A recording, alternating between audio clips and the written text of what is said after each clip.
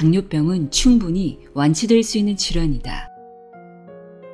당뇨병의 근본 원인은 단순히 혈당 문제가 아니라 몸 전체의 불균형을 바로잡는 것에 있으며 이것이 치료의 핵심이다.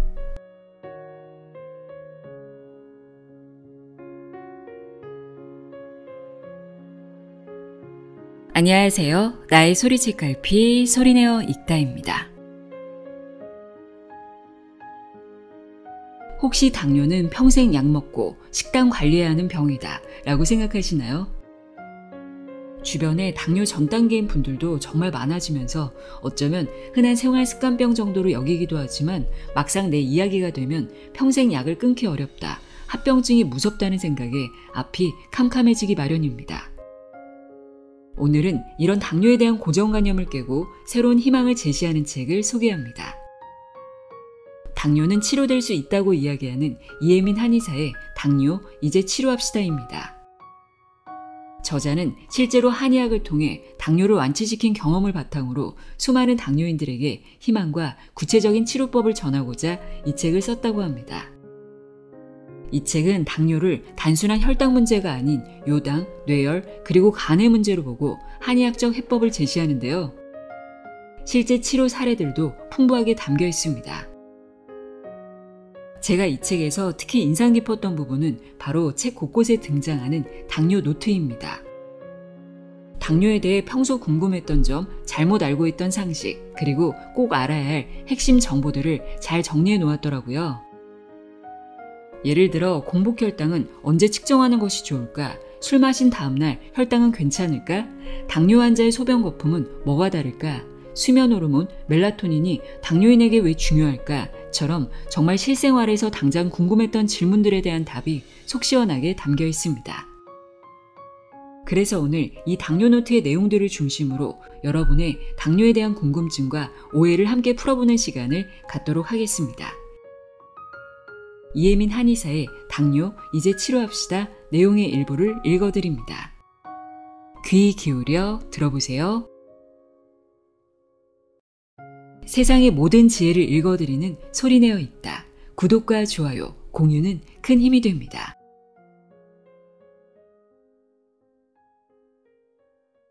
당뇨 치료 어떻게 알고 계세요? 간부터 신경 씁시다. 당뇨와 가장 밀접한 장기는 무엇일까? 아마 많은 사람이 췌장이라 알고 있을 것이다. 췌장은 인슐린의 분비를 담당한다. 하지만 우리나라 당뇨인의 90% 이상은 2형 당뇨, 즉 인슐린 분비는 정상이나 인슐린이 몸에서 제대로 쓰이지 못하는 인슐린 저항성이 기인한 당뇨로 췌장에는 이상이 없는 경우가 많다. 그러니 2형 당뇨의 경우 인슐린 저항성에 주목해서 치료해야 한다. 인슐린 저항성은 간, 근육, 내장지방 등과 관련이 있으며 그 중에서도 가장 밀접한 기관은 바로 간이다. 따라서 당뇨를 이해하려면 간에 대해 알아야 하고 당뇨 치료를 위해서는 간 기능 회복이 우선이라는 것을 기억해야 한다.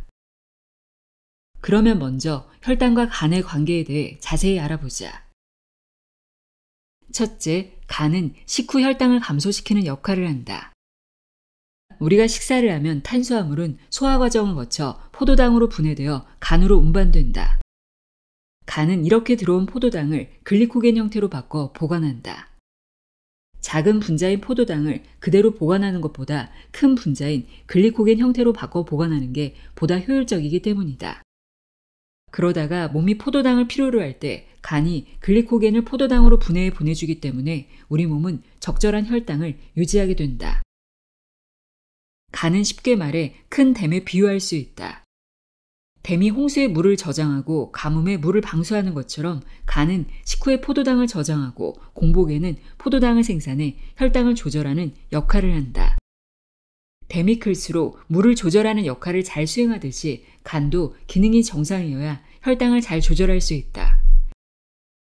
그런데 댐이 작거나 부실하면 폭우나 가뭄에 적절히 대응하지 못하는 것처럼 지방간이 있다거나 술을 많이 마셨다거나 간 수치가 높다거나 만성 피로로 간 기능이 저하된 경우 등의 원인으로 간 기능이 좋지 않으면 간의 저장 기능도 떨어진다.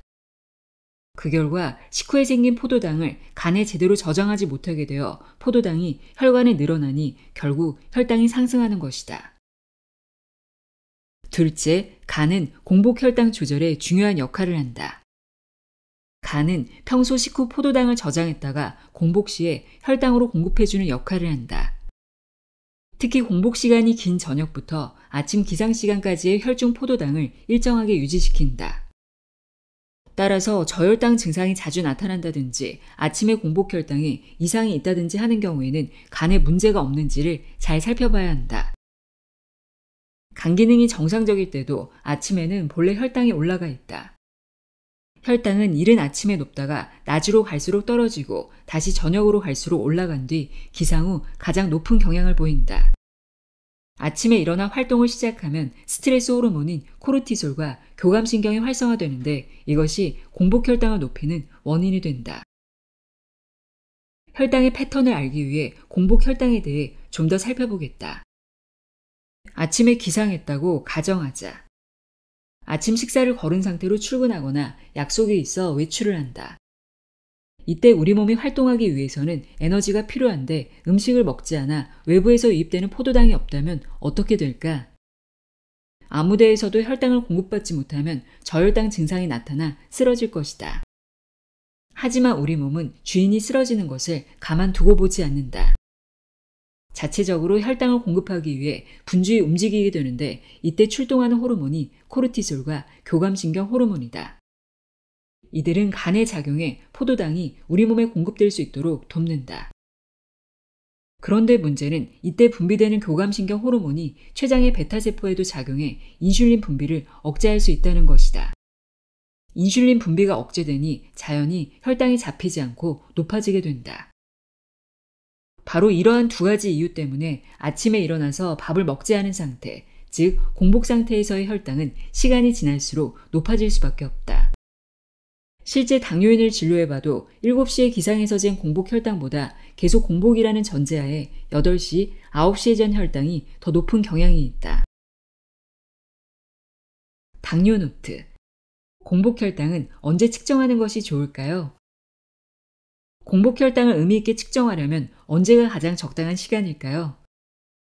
공복 혈당은 자고 일어나서 바로 측정하거나 30분 또는 늦어도 1시간 이내 측정하는 것이 좋습니다. 기상 후 2시간, 3시간 후에 잰 혈당은 앞서 설명한 생리적인 현상에 의해 높아질 수 있기 때문입니다. 그렇다면 병원에 가서 혈당 검사를 할 때는 어떻게 해야 할까요? 집에서 잰 혈당과 병원에서 잰 혈당이 다른 경우가 있는데 이는 병원에 가느라 일찍부터 서둘러 활동을 시작했기 때문입니다. 검진이 예약된 날은 그 시간 전까지 충분히 수면을 취할 수 있도록 하세요.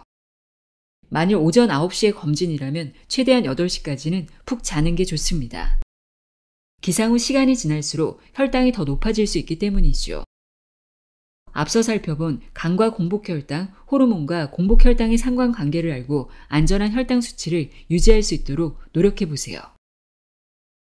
간에 대해 길게 이야기한 것을 종합해보면 당뇨가 발생했을 경우 당뇨 치료 못지않게 꼭 함께 살펴야 하는 장기가 간이라는 것을 알 수 있다. 특히 2형 당뇨의 경우에는 절대적이다. 나는 한방으로 당뇨인을 치료할 때도 기본적으로 간 기능을 회복시키는 한약과 침 치료를 병행 처방한다. 간 기능이 저하된 경우 결국 간 기능을 얼마나 빠르게 끌어올려주느냐가 당뇨 치료의 기간, 효과, 성패 등을 좌우하기 때문이다. 실제 진료를 하다 보면 간 기능이 좋지 않은 환자는 치료가 더딘 경향이 있다. 이런 환자는 공복 혈당이 식후 혈당에 비해 늦게 잡히는데 새벽에 혈당을 잘 조절하지 못해서 아침 공복 시 혈당이 상승하기 때문이다. 당뇨 노트.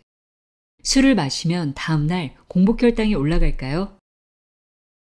당뇨로 주의를 하다가도 가끔 술 한 잔의 유혹에 넘어가고 싶을 때가 있을 겁니다. 회식이나 약속에서 술자리가 있는 날은 특히 참기 어렵죠. 하지만 술을 마시면 당뇨에 악영향을 줄까봐 고민이 될 거예요. 그래서 이런 질문을 하는 분이 많습니다. 술을 마시면 다음날 공복 혈당이 올라갈까요? 우선 술을 마시는 것은 간과 관련이 있고 간은 당뇨와 아주 밀접한 장기입니다. 따라서 음주는 당뇨에 영향을 미칠 수밖에 없는데요. 결론부터 이야기하자면 보통의 경우 술을 마시면 다음날 공복혈당은 오히려 떨어집니다. 이유는 다음과 같아요.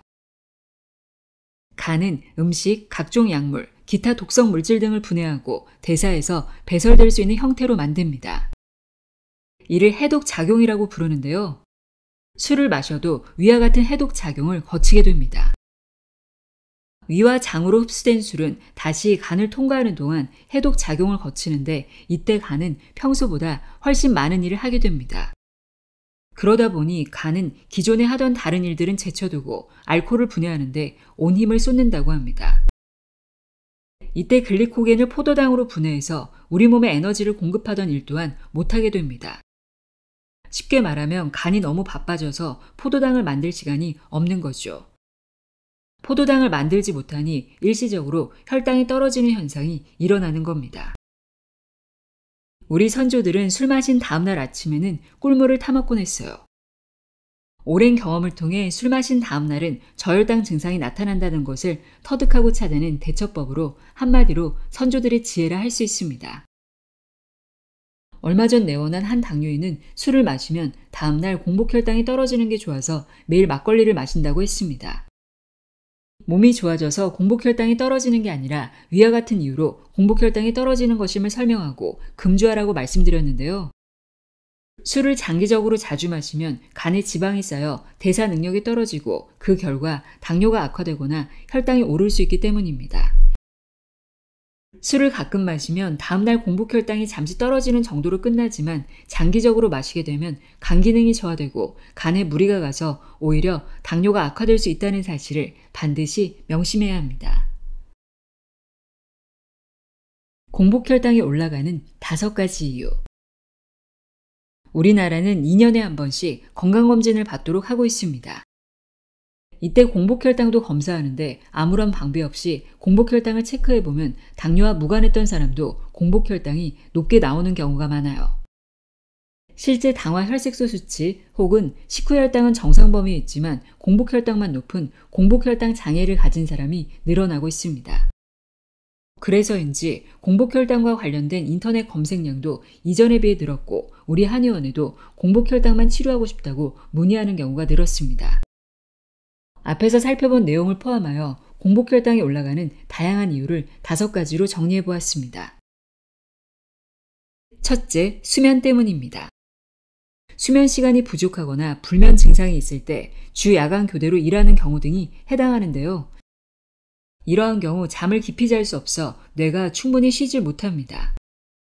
뇌는 포도당을 주요한 에너지원으로 사용하는데 잠을 제대로 못 자 뇌가 충분히 쉬지 못하면 뇌는 계속해서 포도당이라는 에너지원을 필요로 하게 되죠. 그 결과 몸에서는 혈당을 계속 공급해주니 혈당이 오를 수밖에요. 공복혈당을 잡으려면 숙면을 취하는 것이 정말 중요합니다. 둘째, 간 때문입니다. 간은 혈당을 저장하기도 하고 분해에 공급하기도 합니다. 그러니 지방간이 있거나 간 수치가 높거나 간 기능이 저하되는 등 간에 이상이 생기면 당연히 혈당 조절이 어려워지고 혈당이 올라가겠죠. 특히 공복 시간이 긴 저녁부터 아침 기상 때까지는 간이 열심히 일해야 하는 시간인데 간에 이상이 생기면 공복 혈당이 올라가게 됩니다. 셋째, 복부 비만 때문입니다. 복부 지방은 내장 지방이 많다는 뜻이고 내장 지방이 많으면 인슐린 저항성이 증가해 공복 혈당이 올라가게 됩니다. 넷째, 스트레스 때문입니다. 사람은 스트레스를 받으면 코르티솔과 아드레날린 등의 분비량이 증가하는데요. 이 2가지 모두 혈당을 높이는 호르몬입니다.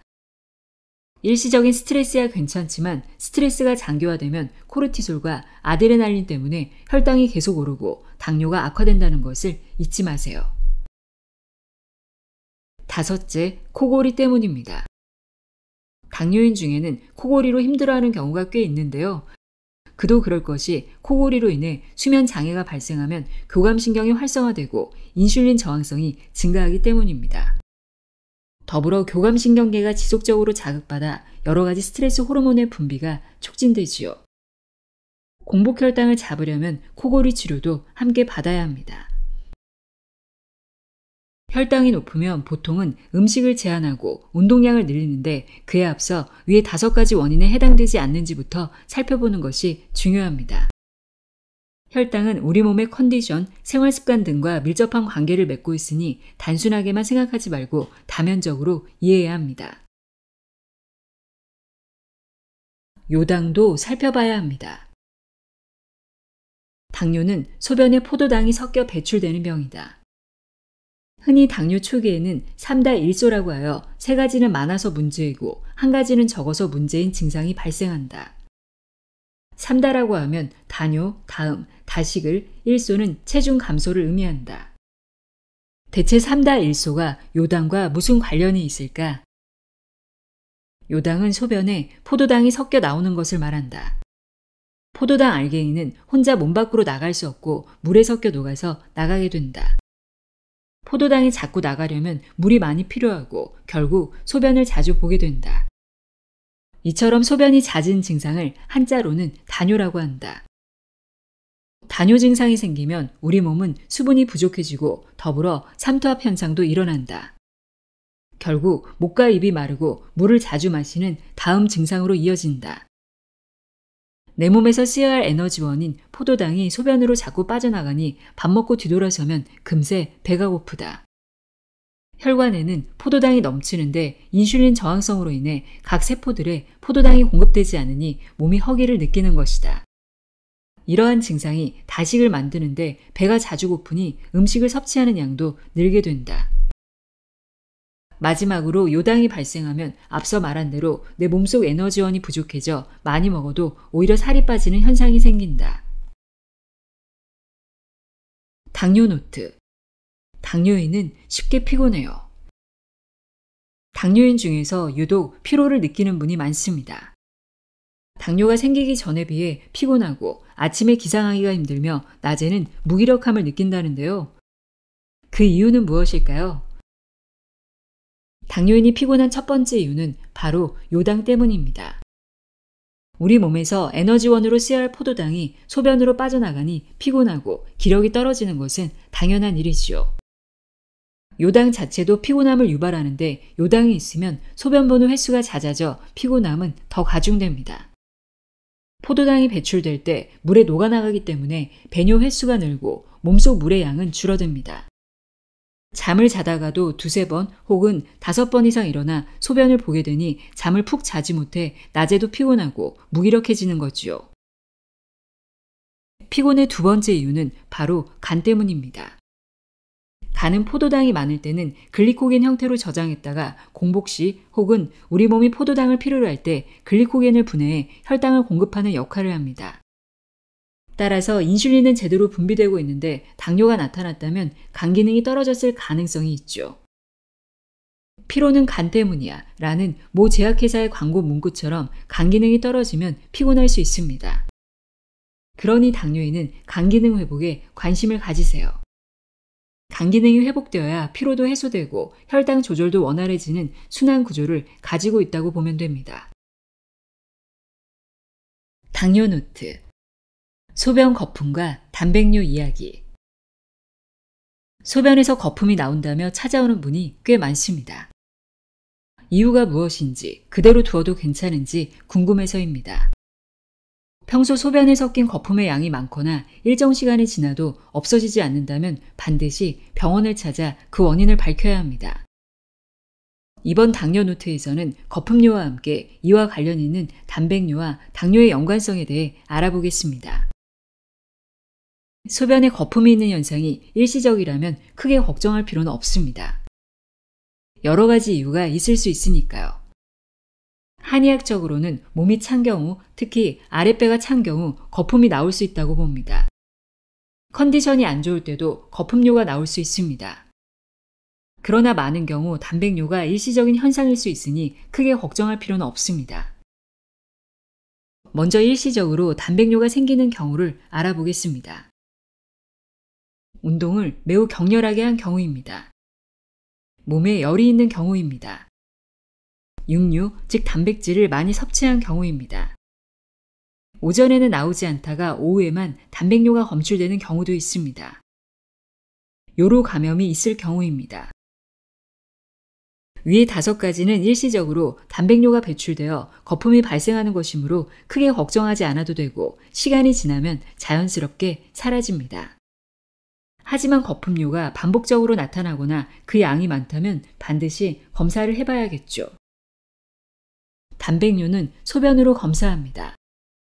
소변 검사에서 단백뇨가 검출되었다면 얼마 후 다시 검사를 해봐야 하고 여전히 단백뇨가 검출된다면 신장 문제와 관련되었을 수 있으니 주의해야 합니다.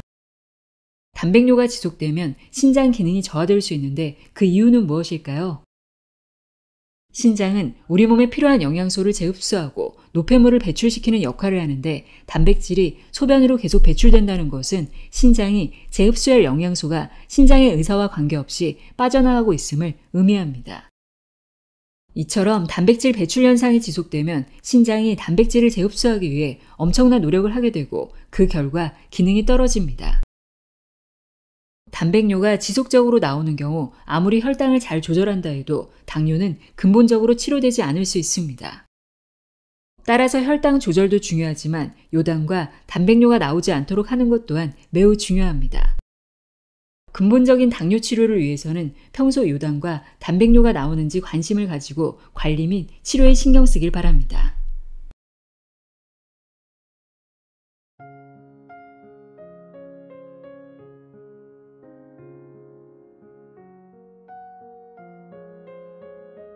이혜민 한의사의 당뇨 이제 치료합시다 읽어드렸습니다. 당뇨에 대한 다양한 궁금증을 해소하는 유익한 시간이었길 바랍니다. 더 자세한 내용이 궁금하시다면 책을 직접 읽어보시길 추천합니다. 오늘 이야기가 도움이 되셨다면 구독과 좋아요 잊지 마세요. 함께해 주셔서 고맙습니다.